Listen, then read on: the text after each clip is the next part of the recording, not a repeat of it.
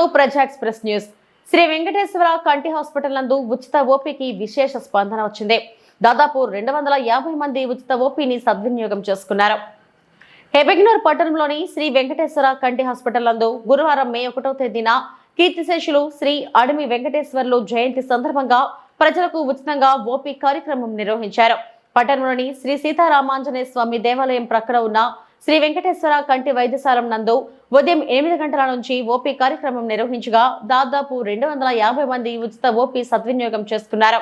అదేవిధంగా తక్కువ ధరలలో లేజర్ ఆపరేషన్లు చేయించుకునేందుకు దాదాపు 80 మంది వరకు కంటి ఆపరేషన్ కొరకు బుకింగ్ చేసుకున్నారు.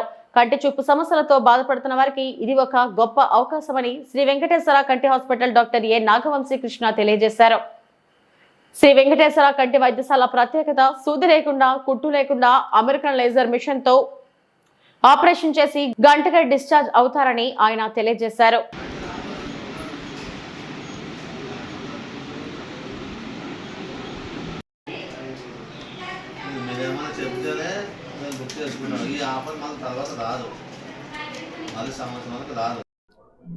అందరికీ నమస్కారం అండి.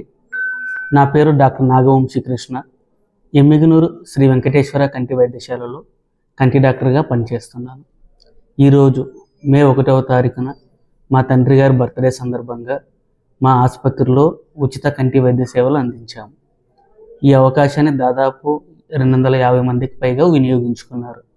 వారిలో దాదాపు 80 మందికి పైగా అతి తక్కువ ధరలో కంటికి లేజర్ ఆపరేషన్లు చేయబోతున్నాము.